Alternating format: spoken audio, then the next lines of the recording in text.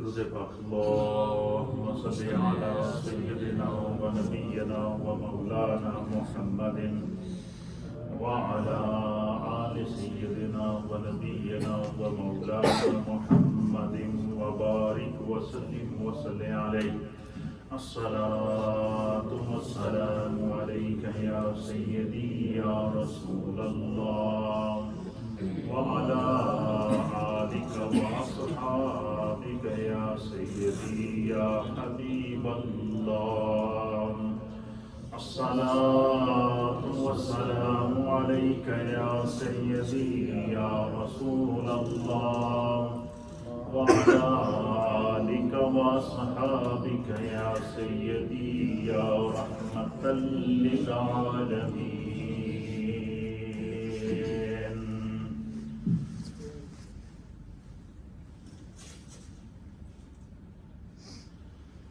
حضرات محترم، ہمارا دینی تربیت کا خوبصورت پروگرام بعنوان احکام القرآن جاری و ساری ہے.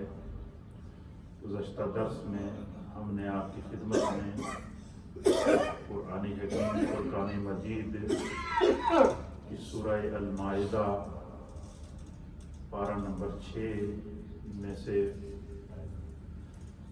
اس کی آیت نمبر 6 آپ کی خدمت میں پیش کی تھی، جس میں اللہ رب العالمین نے نماز کے لیے، عبادات کے لیے وضو کا حکم فرمایا. وضو کا طریقہ اللہ رب العالمین نے جو ہے وہ وحی کے ذریعے نازل کیا. اس سے آپ وضو کی اہمیت کا اندازہ لگا سکتے ہیں کہ وضو کا طریقہ کہ فاغسلوا وجوہکم، اور اسی طریقے سے اللہ رب العالمین نے یا ایھا الذین آمنوا اذا قمتم الى الصلاۃ فاغسلوا وجوہکم وایدیکم الى المرافق وامسحوا برؤوسکم وارجلکم الى الکعبین. یہ وضو کرنے کا طریقہ رب نے وحی کے ذریعے نبی پاک کی امت کے لیے نازل کیا. اس سے آپ وضو کی اہمیت کا اندازہ لگا سکتے ہیں. ایک بات یہ. دوسرا آپ یہ اندازہ لگا سکتے ہیں کہ اللہ یہ چاہتا ہے کہ نبی کی امت ہمیشہ پاک رہے، اور نماز کے لیے سب سے پہلی شرط کیا ہے؟ طہارت ہے. نماز کے لیے کیا ہے؟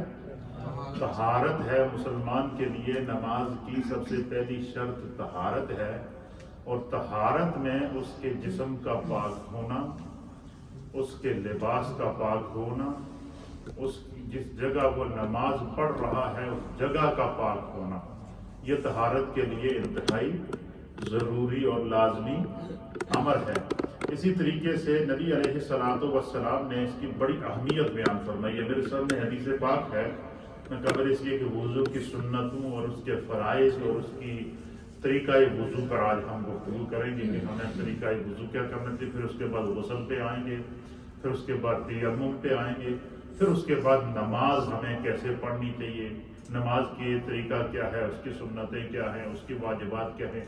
یہ ہمارا ایک تربیت سلسلہ احکام القرآن کا، کیونکہ یہ ہماری روزمرہ کی وہ عبادات ہیں جن کی اصلاح کرنا انتہائی ضروری اور لازمی ہے. حدیث پاک میں ہے، میرے سامنے حدیث ہے، اس کو امام مسلم نے صحیح مسلم میں روایت کیا ہے. وعن حذیفہ رضی اللہ تعالی عنہ، حضرت سیدنا حذیفہ رضی اللہ تعالی عنہ بیان کرتے ہیں کہ قال رسول اللہ صلی اللہ تعالی علیہ وآلہ وسلم، کہ اللہ کے پیارے حبیب نبی رحمت جناب سید العالمین محمد الرسول اللہ صلی اللہ تعالی علیہ وآلہ وسلم نے ارشاد فرمایا کہ فضلنا علی الناس بثلاث. حضور علیہ السلام نے فرمایا کہ تمام امتوں کے اوپر، کائنات کے تمام لوگوں کے اوپر، اور جتنے 1.25 لاکھ انبیاء کی امتیں گزری ہیں ان تمام امتوں پر حضور نے فرمایا کہ مجھے اور میری امت کو اللہ تعالیٰ نے 3 ایسی فضیلتیں عطا فرمائی ہے جو میری امت کا اور میرا خاصہ ہے. ان میں میری امت کیا ہے؟ منفرد ہے بالکل. جو ہے وہ 3 ایسی خصلتیں ہیں، 3 ایسی چیزیں ہیں جو اللہ تعالیٰ نے مجھے اور میری امت کو عطا فرمائی ہیں. فرمایا کہ وہ جو ہے وہ کسی اور امت کو یہ فضیلت نہیں ملی جو اللہ نے مجھے عطا فرمائی. اور ان میں سے پہلی فضیلت کیا ہے؟ نبی علیہ السلام نے فرمایا کہ جعلت صفوفنا کصفوف الملائکۃ، میرے امتی جو 5 وقت نماز میں صف بنا کے کھڑے ہوتے ہیں. کیا ہوتے ہیں؟ آپ نے دیکھا ہوگا کہ جب بھی جماعت کھڑی ہوتی ہے تو میں ایک حدیث پاک آپ کی خدمت میں تلاوت کرتا ہوں کہ صفو صفوفکم رحمکم اللہ. تو جب بھی نبی علیہ الصلوۃ والسلام نماز کے لیے اپنے امتیوں کو اور کھڑا کرتے تھے نبی علیہ الصلوۃ والسلام نماز کے لیے، تو کیا ہوتا تھا؟ اللہ کے حبیب علیہ السلام نماز سے پہلے باقاعدہ صف سیدھی کرایا کرتے تھے. اس لیے اور ایک روایت کے مطابق حضور علیہ السلام نے فرمایا کہ نماز میں جب کھڑے ہوں تو اہتمام کے ساتھ صف کو سیدھی کر کے کھڑا ہوا کریں. حضور نے فرمایا جن لوگوں کی صفیں سیدھی نہیں ہوتی خدا ان کے دل ٹیڑھے کر دیتا ہے، ان کے دل ٹیڑھے ہو جاتے ہیں. اس لیے جو ہے اس کی بہت بڑی تاکید ہے. حتیٰ کہ ایک روایت کے مطابق نبی علیہ الصلوۃ والسلام کے ہاتھوں میں نیزہ ہوتا تھا یا آپ کے ایسی چیز ہوتی تھی جس کے ساتھ حضور علیہ الصلوۃ والسلام اشارہ کر کے صفوں کو سیدھا کرایا کرتے تھے. اس لیے جب بھی نماز میں کھڑے ہوں تو کاندھے سے کاندھا ملا کر کھڑے ہوا کریں. کوشش کیا کریں کہ صف کے اندر ہم موجود رہیں، الا یہ کہ کوئی معذور ہے، جس طرح کہ کوئی کرسی پر بیٹھ کر پڑھتا ہے، وہ کرسی پر جو کھڑا ہوتا ہے تو وہ چونکہ کرسی کے بیلنس کے مطابق کھڑا ہوتا ہے تو وہ عذر شرعی ہے. لیکن اس کے علاوہ جب بھی آپ صف میں جماعت کے لیے کھڑے ہوں تو جو ہے وہ خاص طور پر نبی علیہ السلام نے فرمایا کہ جعلت صفوفنا کصفوف الملائکۃ. فرمایا اللہ تعالیٰ نے میری امت کو جو نماز میں صف بنانے کی، صف کے اندر کاندھے سے کاندھا ملا کر کھڑے ہونے کی سعادت دی ہے. میری امت کی صفوں کو اللہ نے اس طرح بنا دیا جس طرح کے فرشتوں کی صفیں ہوتی ہیں. اللہ کی بارگاہ میں جتنے فرشتے ہیں، اللہ نے جو فرشتے پیدا کیے ہیں ان کے بارے میں ہمارا ایمان کیا ہونا چاہیے کہ ان کی تعداد صرف اللہ جانتا ہے، خدا جانتا ہے. اور ان کی تعداد کتنی ہے یہ تو ہمیں پتہ نہیں، لیکن ایک روایت کے مطابق جب بارش برستی ہے تو بارش کے ہر قطرے کے ساتھ ایک فرشتہ زمین پر آتا ہے. اور اتنے فرشتے ہوتے ہیں کہ 7 آسمانوں کے اوپر فرشتے ہیں. اور نبی علیہ الصلوۃ والسلام نے جو ہے وہ ان کی فرشتوں کی کیفیت کو بیان کیا. حضور علیہ السلام جب شب معراج کو اپنے رب سے ملنے کے لیے گئے تو حضور علیہ الصلوۃ والسلام نے فرمایا کہ میں نے 7 آسمانوں پر فرشتوں کا بڑا عجیب و غریب منظر دیکھا.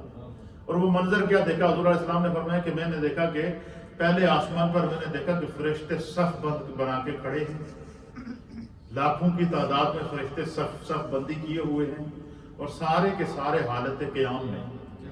کیا ہیں؟ حالت قیام میں. پھر سرکار نے فرمایا کہ میں جب دوسرے آسمان پر گیا تو اسی طرح کے فرشتوں کی صفیں، لیکن سارے کے سارے حالت رکوع میں تھے. پھر حضور نے فرمایا میں ایک اور آسمان پر گیا تو پھر میں نے فرشتوں کی صفوں کو دیکھا کہ سارے کے سارے حالت سجدہ میں تھے. حضور فرماتے کہ یہ میرے لیے ایک بڑا عجیب و غریب دیدنی منظر تھا. پھر فرماتے کہ پھر میں ایک اور آسمان کے اوپر گیا تو میں نے دیکھا کہ سارے کے سارے فرشتے حالت تشہد کے اندر تحیات قادے کی حالت میں بیٹھے ہوئے ہیں. پھر فرماتے ہیں پھر میں 5ویں 6ٹھے 7ویں آسمان پر گیا تو میں نے فرشتوں کی ایک کیفیت کو دیکھی کہ لائن میں بیٹھے ہوئے سارے کے سارے دائیں طرف سے رک کر کے سلام کر رہے ہیں. اور پھر دوسرے آسمان پر گیا سارے. حضور فرماتے ہیں کہ یہ طریقہ مجھے اتنا پسند آیا تو میں نے جب رب کریم سے ملاقات ہوئی شب معراج کو، راز و نیاز کی باتیں ہوئی تو میں نے اللہ کی بارگاہ میں عرض کیا کہ بارے الہ یہ فرشتوں کا یہ انداز بندگی مجھے بہت پسند آیا. تو حضور فرماتے ہیں کہ میرے رب نے پھر مجھے نماز کا تحفہ عطا فرمایا اور فرمایا کہ آپ خود بھی اور اپنی امت کو بھی اسی طرح نماز پڑھائیں جس طرح فرشتے میری بندگی کرتے ہیں. تو جس طرح آپ کے امتی جب اس طرح 5 نمازیں ادا کریں گے تو 7 آسمان میں لاکھوں کی تعداد میں، اربوں کی تعداد میں، جن کی تعداد خدا جانتا ہے، جتنے فرشتے میری عبادت کرتے ہیں آپ کی امت کو ایک نماز ادا کرنے میں اتنے فرشتوں کے برابر خدا ثواب عطا فرمائے. یہ ہے اجر، یہ ہے اس عبادت کی. اور یہ خدا کی طرف سے حضور نے کیا فرمایا کہ اللہ تعالیٰ نے میری امت کو جو صف بنانے کی سعادت دی ہے، میری امت کی صفوں کو فرشتوں کی صفوں کے مشابہ کیا ہے، فرمایا کہ یہ خصوصیت باقی کسی امت کو نہیں دے گئی، یہ صرف میری امت کی خصوصیت ہے، یہ پہلی خصوصیت ہے۔ دوسری خصوصیت کیا ہے؟ نبی علیہ السلام نے فرمایا کہ وَجُعِلَتْ لَنَا الْأَرْضُ كُلَّهَا مَسْجِدًا، فرمایا کہ اللہ تعالیٰ نے پوری روئے زمین کو میرے لیے اور میری امت کے لیے مسجد بنا دیا۔ پہلی امتوں کا یہ ہوتا تھا کہ عبادت کے لیے ایک جگہ مقرر تھی، وہاں جا کر آپ عبادت کریں گے، لیکن حضور نے فرمایا کہ میرا امتی روئے زمین کے کسی بھی کونے کے اوپر موجود ہو، جب اسے نماز کا ٹائم ہو جائے وہ قبلہ رخ ہو کر جنگل میں ہے کھڑا ہو جائے، صحرا میں ہے کھڑا ہو جائے، میدان میں ہے کھڑا ہو جائے، دفتر میں ہے وہاں کھڑا ہو جائے، مسجد کے اندر ہے وہاں کھڑا ہو جائے، گھر میں ہے وہاں پر کھڑا ہو جائے، فرمایا روئے زمین کے اوپر جہاں بھی نماز کا وقت ہو میرا امتی کھڑا ہو کر اپنے رب کی طرف رجوع کر لے، فرمایا کہ وہ قبلہ رخ ہو کر کھڑا ہو، پوری روئے زمین کو میرے اور میری امت کے لیے اللہ نے مسجد بنا دیا ہے۔ فرمایا یہ خصوصیت صرف میری امت میں بقی ہے، یہ خصوصیت اللہ نے کسی اور امت کو عطا نہیں فرمائی ہے۔ اور تیسری چیز کیا ہے؟ فرمایا کہ وَجُعِلَتْ تُرْبَتُنَا لَنَا طُهُورًا اِذَا لَمْ نَجِدِ الْمَاءَ، حضور نے فرمایا کہ اللہ تعالیٰ نے زمین کو میرے لیے مسجد بنا دیا، تمام زمین کو مٹی، روئے زمین کے اوپر موجود زمین کی مٹی کو اللہ تعالیٰ نے میری امت کے لیے اور میرے لیے پاک کر دیا۔ پہلے زمین کو مسجد بنایا اور دوسرے میں کیا فرمایا کہ زمین کی مٹی کو میرے لیے اور میری امت کے لیے کیا کر دیا؟ پاک کر دیا ہے۔ کیوں پاک کر دیا ہے؟ فرمایا کہ اگر تم پانی نہ پاؤ تو تم تیمم کر کے نماز پڑھ سکتے ہو، تو بس پاک زمین کے اوپر ہاتھ مار کے مسح کر لو، خدا تمہیں پاک کر دو۔ تو یہ اس کی اہمیت اور اس کی کیا ہے؟ فضیلت ہے۔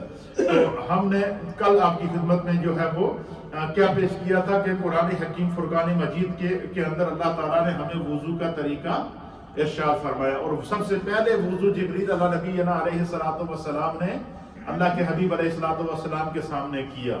پھر سرکار دو عالم صلی اللہ علیہ وسلم سے حکم فرمایا کہ رب چاہتا ہے کہ آپ اپنی امت کو بتائیں کہ اس طرح وضو کریں، تو کس طرح وضو کریں؟ پھر حضور نبینا علیہ السلام نے اس طرح وضو کر کے صحابہ اکرام کو سکھایا۔ اس طرح سب سے پہلے حضور علیہ السلام نے جب جبریل نے نبی علیہ السلام کو وضو کا طریقہ آپ کے اللہ چاہتا ہے کہ اس طرح آپ اور آپ کی امت جو ہے میری عبادت کے لیے وضو کرے، تو سرکار دو عالم صلی اللہ علیہ وسلم نے سب سے پہلے آ کر وضو کا وہ طریقہ ام المؤمنین سیدہ خدیجہ الکبریٰ رضی اللہ تعالیٰ عنہا کو سکھایا۔ پھر وہ طریقہ حضرت سیدنا ابو بکر صدیق رضی اللہ تعالیٰ عنہ کو سکھایا گیا۔ پھر وہ طریقہ مولا کائنات کو سکھایا گیا۔ پھر وہ طریقہ جس طریقے سے صحابہ اکرام ایمان لاتے گئے وہ ایک دوسرے کو سکھاتے گئے کہ اللہ تعالیٰ اس طرح چاہتا ہے کہ ہم خدا کی عبادت کریں تو بندہ مومن اس طریقے سے کیا کرے؟ طہارت کرے، پاکیزگی حاصل کرے۔ وضو کی بہت بڑی اہمیت ہے۔ اللہ تعالیٰ نے قرآن حکیم فرقان مجید میں سورہ البقرہ ہے اور اس کی آیت نمبر ہے 222۔ سورہ البقرہ کی آیت نمبر کتنی ہے؟ اور کل وضو کا طریقہ آپ کو کون سی صورت میں بتایا گیا تھا؟ سورہ المائدہ پارہ نمبر 6 کی آیت نمبر 6 کے اندر۔ یہ سورہ بقرہ کے اندر اللہ نے پھر خوشخبری دی ہے۔ کیا خوشخبری دی ہے؟ کہ جب نبی پاک کے امتی وضو کر کے، غسل کر کے، پاک کپڑے پہن کے، پاک جسم کے ساتھ اپنے رب کی عبادت کے لیے حاضر ہوتے ہیں تو اللہ تعالیٰ کو ان کا عمل اتنا پسند ہے۔ کیا؟ سورہ بقرہ کی آیت نمبر 222 میں فرمایا کہ ان اللہ یحب التوابین و یحب المتطہرین، بے شک اللہ تعالیٰ توبہ کرنے والوں کو اور پاک رہنے والوں کو پسند فرماتا ہے۔ جو بندہ وضو کرتا ہے اس سے خدا محبت کرتا ہے، جو بندہ جسم کو پاک رکھتا ہے خدا اس سے اس کو جو ہے وہ محبت کرتا ہے، جو بندہ بدن کو پاک رکھتا ہے اللہ کو وہ اچھا لگتا ہے۔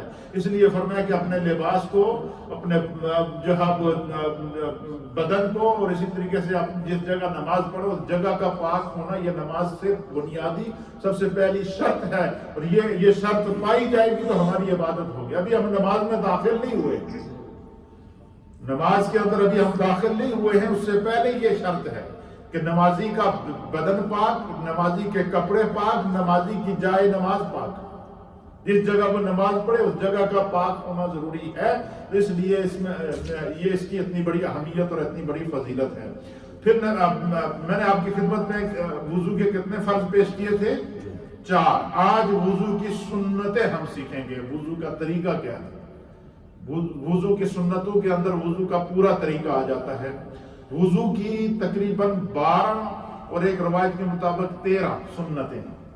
وضو کی کتنی سنتیں ہیں؟ 12 سنتیں وضو کی فقہاء اکرام نے لکھی ہیں.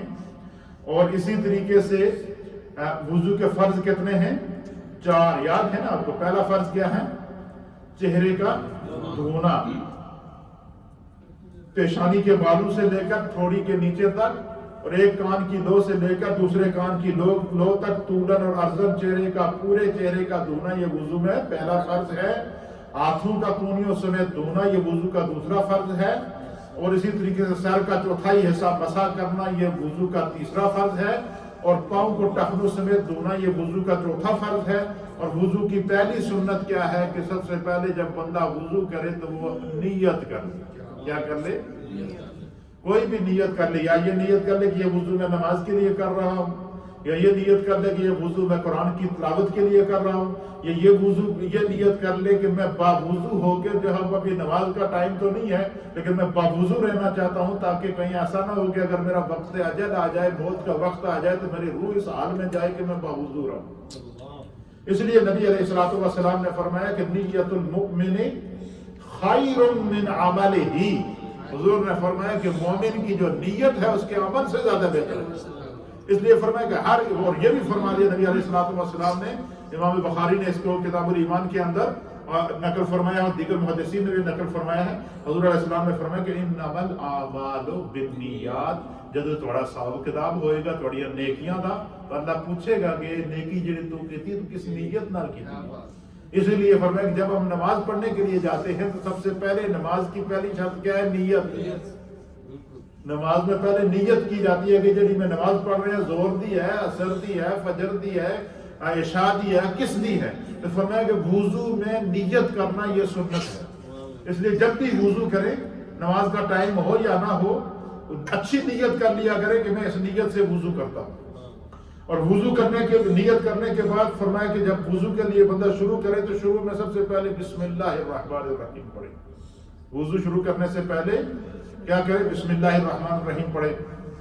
فرمایا کہ دونوں ہاتھوں کو کلائیوں تک دھونا. یہ کلائیوں تک، دونوں ہاتھوں کو کلائیوں تک دھونا یہ کیا ہے؟ یہ سنت ہے. اور کونیوں سمیت دھونا یہ فرض ہے. یہ اس میں فرق یاد رکھیے. آپ دیکھیں جب ہم وضو کرتے ہیں تو پہلے ہاتھوں کو دھوتے ہیں یہ کلائیوں تک، تو پھر اس کے بعد ہم کلی کرتے ہیں، پھر ہم ناک میں پانی ڈالتے ہیں، پھر ہم چہرہ دھوتے ہیں، پھر ہم ہاتھوں کو کونیوں سمیت دھوتے ہیں. تو اس طریقے سے یہ فرض کیا ہو جاتا ہے؟ پورا ہوتا ہے. تو دونوں ہاتھوں کو کلائیوں سمیت دھونا یہ وضو میں سنت ہے. 3 مرتبہ کلی کرنا یہ سنت ہے وضو کے اندر. اسی طریقے سے جو اب مسواک کرنا یہ سنت ہے. اگر کسی کو مسواک میں اثر نہیں ہے تو علماء اور محدثین نے لکھا کہ جب وہ کلی کرے وہ شہادت کی انگلی دانتوں کے اوپر انگوٹھے کے ساتھ مل لیا کرے. فرمایا کہ اس سے بھی مسواک کرنے کا خدا ثواب عطا فرماتا ہے. اس سے بھی خدا کیا کرتا ہے؟ مسواک کرنے کا ثواب عطا فرماتا ہے. نیت کی بات ساری دیکھیں. اور فرمایا کہ مسواک کی سنت ادا کرنے کا ثواب کیا کہ جب اگر مسواک کریں تو بہت اچھی بات ہے. یہ اس کی بہت بڑی برکتیں ہیں، اس کی بہت بڑی فضیلت ہے. مسواک کے اوپر پورا ایک درس انشاءاللہ میں آپ کی خدمت میں آگے جا کے پیش کروں گا.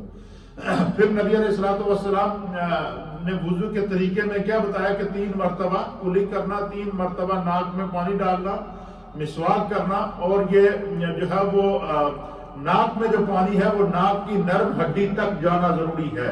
اور جب 3 مرتبہ دائیں ہاتھ سے ناک میں پانی ڈالے اور بائیں ہاتھ کی چھوٹی انگلی کے ساتھ ناک کے اندر ڈال کے کوشش کرے کہ ناک کی نرم ہڈی تک جو وہ گیلی ہو جائے. یہ سنت ہے وضو کے اندر.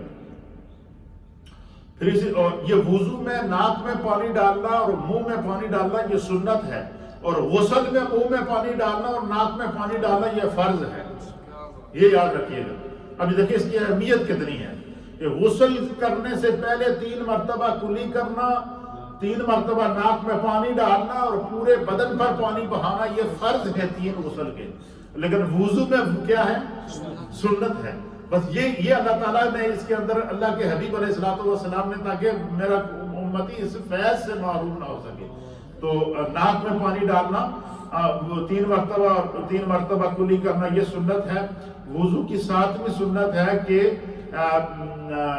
ناک کو جھاڑنا، وضو کرنے کا ناک میں پانی ڈالنے کے بعد ایک دفعہ ناک کو جھاڑ لے۔ اگر ناک کے اندر کوئی رطوبت ہے یا کوئی خون جمع ہوا ہے تو وہ پھر اس سے کیا ہو جاتا ہے؟ نکل جاتا ہے، ناک صاف ہو جاتا ہے، تو میں جھاڑ لینا چاہیے۔ اور پھر جھاڑنے کے بعد پھر جو ہے وہ دوبارہ اس کو کیا کر لے؟ دھو لے، یہ سنت ہے۔ اگر کسی نے ایسا نہیں کیا تو پھر اس سے وضو پر کوئی فرق نہیں پڑے گا، لیکن یہ کامل وضو کرنے کے لیے ان ساری احتیاطوں کا ہونا ضروری اور لازمی ہے۔ پھر اسی طریقے سے کہ لگاتار اس طرح اعضائے وضو کو دھونا کہ جس نے پہلا جو عضو دھوا ہے دوسرا سوکھے نہ، یعنی ہاتھ دھو کے بندہ ایسا بیٹھے ہوئے کپڑے لگا رہے ہیں، جی پتا چلے ہاتھ خشک ہو گئے، پھر جناب ہوش آیا کہ منہ تو یہ نہیں۔ فرمایا وضو کے اعضاء کو جب دھو تو لگاتار دھوئیں، ایک اعضاء کو دھونے کے بعد پھر دوسرا، پھر تیسرا، پھر ترتیب جو وضو کی ہے، تاکہ جب تک آپ ہمارا وضو ختم ہو تو وضو کے سارے اعضاء تر ہوں۔ کیا ہوں؟ کہ لگاتار اس طرح دھونا کہ پہلا عضو خشک نہ ہونے پائے اور دوسرا عضو دھل جائے، پہلا عضو خشک نہ ہونے پائے اور دوسرا عضو کیا ہو جائے؟ دھل جائے۔ پھر اسی طریقے سے ترتیب وار دھونا، یعنی پہلے ترتیب وار کس طرح دھوئے کہ پہلے ہاتھوں کو دھوئے، پھر ناک میں پانی ڈالے، پھر منہ میں پانی ڈالے، پھر جب ناک میں پانی ڈالے، پھر چہرہ دھوئے، پھر کونیوں سمیت ہاتھوں کو دھوئے، پھر سر کا مسح کرے، پھر پاؤں دھوئے۔ ہر عضو کو اسی ترتیب سے، اپنی جو ترتیب سنت کے مطابق بتائی گئی ہے اس ترتیب کے مطابق اعضائے وضو کو دھونا، یہ وضو کے اندر کیا ہے؟ سنت ہے۔ پھر اسی طریقے سے کہتے ہیں کہ یہ وضو کی جو ہے وہ سنتیں بتائی گئی ہیں۔ اسی طریقے سے فرماتے ہیں کہ کوشش کریں کہ جو ہے وہ وضو کے اندر جو ہے وہ جس پورے سر کا مسح، 4/4 حصہ سر کا مسح کرنا یہ کیا ہے؟ فرض ہے۔ اور پورے سر کا اور گردن اور مسح کرنے کا طریقہ بھی ہمارے فقہا نے اس طرح بتایا ہے کہ جب بندہ مسح کرے تو وہ اس انداز سے مسح کریں۔ یہ دیکھیں کہ اپنے ہاتھوں کو گیلا کر کے اس انداز سے، یہ دیکھیں 3 انگلیاں جوڑ لے اور انگوٹھی اور اس انگلی کو جس طرح تیمم کے لیے اس طرح کھلا رہنے دے، اس طریقے سے کیا کریں؟ یہ یہاں سے ہاتھ پیچھے لے جائیں، پھر یہ ہاتھ کو اس طرح آگے لے آئے، آگے لے آنے کے بعد پھر یہ انگلی اور انگوٹھا باقی ہے، انگلی کو کان میں ڈالے اور انگوٹھے کے کان کے پیچھے پھیرے، اور جو انگلی شہادت کی انگلی ہے اس کو کان کے اندر پھیرے، اور ہاتھ کا یہ جو الٹا حصہ ہے اس کے ساتھ گردن کا مسح کرنا۔ یہ پورا وضو کے پورے مسح کا کیا ہے؟ یہ طریقہ ہے، پورے سر کا مسح کرنا، یہ وضو کے اس کے اندر کیا ہے؟ یہ سنت ہے۔ اور جو ہے وہ یہ وضو کی جو ہے وہ 12 سنتیں ہیں جو ہمارے فقہاء کرام نے بیان فرمائی۔ اسی طریقے سے وضو کے کچھ مستحبات ہیں، اور یہ بھی وضو کے اندر سنت ہے۔ جن فقہاء نے 13ویں سنت اس کی لکھی ہے، وہ یہ لکھی ہے کہ ہر عضو کو دائیں طرف سے شروع کرنا۔ کیا کرنا؟ دائیں طرف سے، مثلا پہلے دائیں ہاتھ کو دھوئے، پھر بائیں ہاتھ کو دھوئے، پھر اس سے پہلے دائیں پاؤں کو دھوئے، پھر بائیں پاؤں کو دھوئے، اس طریقے سے دہنی طرف سے شروع کرنا، یہ بھی وضو کے اندر کیا ہے؟ سنت ہے۔ اور اسی طریقے سے وضو کے کچھ مستحبات لکھے ہیں۔ مستحب اس عمل کو کہتے ہیں کہ اگر بندہ کر لے تو ثواب ہے، اگر نہ کرے تو کوئی گناہ نہیں ہے۔ جس طرح نفلی نماز ہے کہ اگر بندہ پڑھ لے تو ثواب ہے، تو نہ پڑھے تو کوئی اس کو یہ نہیں کہہ سکتا کہ تو نفل کیوں نہیں پڑھتا، کوئی اس کو نہیں کہہ سکتا۔ اللہ جب نہیں پوچھ رہا تو کسی کو کہنے کی کیا ضرورت ہے؟ ٹھیک ہے نا۔ اسی طریقے سے مستحب عمل ایسا ہوتا ہے کہ وہ اگر بندہ کرے تو ایکسٹرا ثواب اس کو ملے۔ جس طرح نماز کے اندر نفل ایکسٹرا ثواب کے لیے عبادت ہے، اس طرح وضو کے اندر کچھ مستحبات ہیں جو ایکسٹرا ثواب کا ثواب کے بنتے۔ وہ کیا ہے؟ فرمایا کہ ہاتھوں اور پاؤں دھونے میں دہنے طرف سے شروع کرنا، یہ وضو کے اندر مستحب ہے۔ کیا ہے؟ مستحب ہے۔ پھر فرمایا گردن کا مسح کرنا، یہ وضو میں مستحب ہے۔ قبلہ رخ ہو کر وضو کرنا یہ وضو میں مستحب ہے. اگر کسی نے قبلہ رخ ہو کر وضو نہیں کیا تو وضو اس میں کوئی حرج نہیں ہے. یہ بات ذہن میں رکھیے گا. پھر اسی طریقے سے کسی نے اگر کوئی انگوٹھی پہنی ہوئی ہے, یا بعض خواتین ہوتی ہیں پرانی جو ہماری بزرگ خواتین ہوتی تھی, ان کی بڑی بڑی نلیاں انہوں نے پہنی ہوتی تھی, جو ناک کا ایک آدھا حصہ کیا کر لیتی تھی وہ گھیر لیا کرتے تھی. اور بعض لوگ ہوتے ہیں بڑی بڑی انگوٹھیاں پہنی ہوتی ہیں, ٹائٹ ہوتی ہیں, تو فرمایا جب وضو کرے تو اس طرح انگوٹھی کو نکالے, ہلائے یا گھمائے, اس میں پانی پھیرے. اسی طریقے سے عورت کیا کرے, اپنے ناک کے اندر انگلی ڈال کے وہ جو نلی اس نے پہنی ہوئی ہے اس نلی کو ہلا کر اس کے نیچے, کیونکہ نلی ناک کے اوپر ہوتی ہے, ناک چہرے کے اندر, چہرے کو دھونا نہ وضو میں فرض ہے, تاکہ نلی کے نیچے کوئی حصہ کیا ہو جائے, خشک نہ رہ جائے. فرمایا کہ یہ بڑا ضروری اور لازمی ہے. اسی طریقے سے جو ہے وہ وضو کے مستحبات میں سے علماء اور محدثین نے لکھا کہ اونچی جگہ پر بیٹھ کے وضو کرنا, تاکہ جب وضو کے جو پانی کے قطرے ہیں وہ واپس اس کے کپڑے وغیرہ خراب نہ ہو جائیں, یا جو پانی وضو کے لیے جو پانی استعمال ہوتا ہے, استعمال شدہ پانی کو دوبارہ استعمال کرنا جائز نہیں ہے. اس کو مائع مستعمل کہتے ہیں. اس کو کیا کہتے ہیں کہ استعمال شدہ پانی دوبارہ استعمال. جب بندہ اگر ایسی جگہ وضو کرے کہ پتہ چلے کہ خود نیچے ہے اور پانی اس کے اوپر سے آ رہا ہے, تو وہ جو استعمال کیا ہوا جو پانی ہے اس کا وہ واپس اس کے کپڑوں کے اوپر گر جاتا ہے.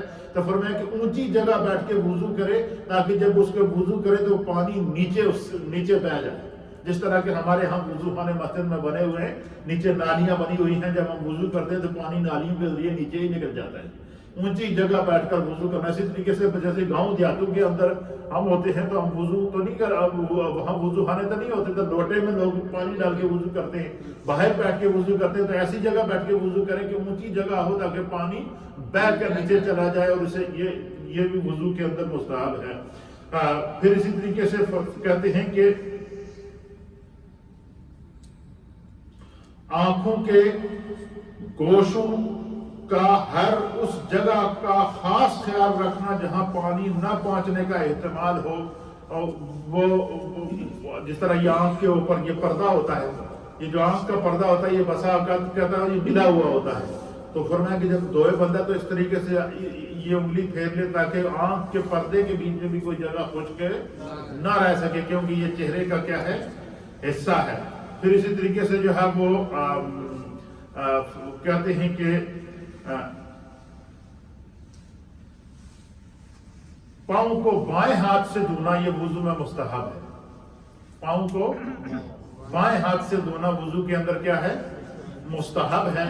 اور بعض علماء نے اس طرح لکھا ہے کہ بندہ جو ہے وہ دائیں ہاتھ سے دائیں پاؤں کو بائیں ہاتھ سے دھو لے, اور بائیں پاؤں کو دائیں ہاتھ سے دھو لے, اس طرح بھی کر سکتے. اور بائیں ہاتھ سے دونوں پاؤں کو دھونا یہ وضو کے اندر مستحب ہے. اور اگر کسی نے اس طرح نہیں کیا تو پھر بھی اس کے وضو کے اوپر کوئی اثر نہیں پڑے گا.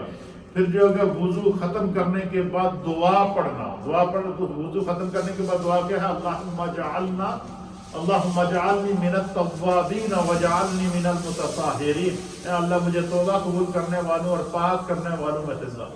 فرمایا کہ اگر برتن کسی لوٹے کے اندر یا کسی برتن کے اندر بندہ وضو کر رہا ہے, جب وضو مکمل ہو جائے تو نبی علیہ الصلوۃ والسلام نے فرمایا کہ اگر برتن کے اندر کوئی پانی بچا ہوا ہے تو وہ بندہ کیا کر لے, پی لے اس کے ساتھ. جس طرح اس کا جسم ظاہری پاک ہوا, اس طرح اندر کے گناہ دھل جاتے ہیں. یہ برکت ہے, صرف وضو کے اندر یہ برکت ہے. تو اس وضو کے بعد کی جانے والی جو پڑھی جانے والی جو نماز ہے, اس کی برکتوں کا کیا عالم ہوگا. پھر اسی طریقے سے کہتے ہیں کہ کچھ ایسی چیزیں ہیں جو وضو کے اندر مکروہ ہیں, ان کو بھی جاننا ضروری ہے. مکروہات وضو, تو مکروہات وضو کیا ہے, فرمایا کہ جو ہے وہ مکروہات وضو جو ہے کہ ناپاک جگہ پر وضو کرنا یہ مکروہ ہے.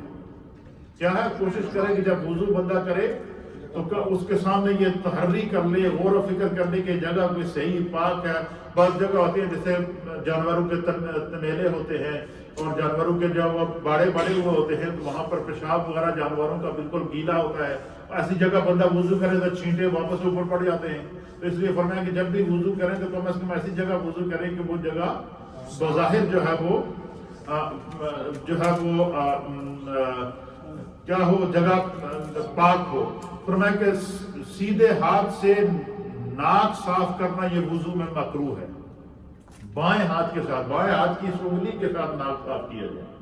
وضو جب ناک میں پانی ڈالو تو بائیں ہاتھ کی یہ انگلی ناک کے اندر پھیرو، سیدھے ہاتھ کی انگلی پھیرنا یہ مکروہ ہے۔ یہ اللہ کے حبیب علیہ السلام دیکھیں کتنا طریقہ ساتھ میں سکھایا جاتا ہے، انسانیت سکھائی جا رہی ہے، سلیقہ سکھایا جا رہا ہے۔ ابھی بندہ نماز میں گیا نہیں، اس سے پہلے اس کی تیاری ہو رہی ہے۔ تو فرمایا کہ وہ جو ہے وہ سیدھے ہاتھ کی سے ناک کو صاف کرنا یہ مکروہ ہے۔ وضو کرتے وقت دنیا کی باتیں کرنا، یہ بات یاد رکھیے، یہ مکروہ ہے۔ ہمارے یہاں کچھ دوست ایسے ہوتے ہیں وضو خانے میں بیٹھ کے جو یہ گپا نہیں لانے اور وہی بیٹھنے پانی کی ٹوٹی نال کھلی پہ ہے، ایسا ہے یا نہیں ہے؟ ٹوٹی پانی کی کھلی ہوتی ہے اور دو سامنے سیٹوں پہ بیٹھے ہوئے گپے لگا رہے ہیں۔ اچھا اگر نہیں بھی ٹوٹی کھلی ہوئی یا پھر بھی بیٹھ کے وضو کرتے ہوئے باتیں کر رہے ہیں، فرمایا کہ وضو کے دوران دنیاوی باتیں کرنا، کیوں؟ جب بندہ وضو کرتا ہے تو وہ ایک عبادت کی طرف اس کی طرف پہلا سٹیپ شروع کر دیتا ہے۔ تو فرمایا کہ دنیاوی باتیں کرنا، فضول باتیں کرنا جو ہے وہ وضو کرتے وقت دنیا کی فضول باتیں کرنا مکروہ ہیں۔ پھر خلاف سنت وضو کرنا یہ مکروہ ہے۔ مثلا بندہ کہے جی میں پہلے پیر دھو رہا، بعد بھی آتا کئی لوگ ہوتے ہیں نا جڑے سارا کہتے کہ بندہ سارے کام ہی پٹھے کرتا ہے، اس طرح ہوتا ہے نہیں، تو وضو ہو جائے گا، وضو ہو جائے گا لیکن مکروہ ہوگا۔ کیا ہوگا؟ مکروہ ہوگا۔ تو اس لیے کہ خلاف جو وضو کا طریقہ ہے خلاف سنت وضو نہ کرے، کہ جو ترتیب بتائی گئی ہے اس ترتیب سے وضو کیا جائے۔ کیوں کہ ہم فالوور ہیں۔ کیا اللہ نے کیا فرمایا؟ اطیعوا اللہ واطیعوا الرسول، اللہ کی اطاعت کرو، اس کے رسول کی اطاعت کرو، اپنی عقل کا اس میں دخل نہیں ہے۔ تو اس لیے فرمایا کہ جو ترتیب اعضاء ہے، ہاتھوں کو پہلے دھوئے، پھر اس طریقے سے جو ہے وہ یہ ساری ترتیب اس کے اندر بتائی گئی ہے۔ اسی طریقے سے جو ہے وہ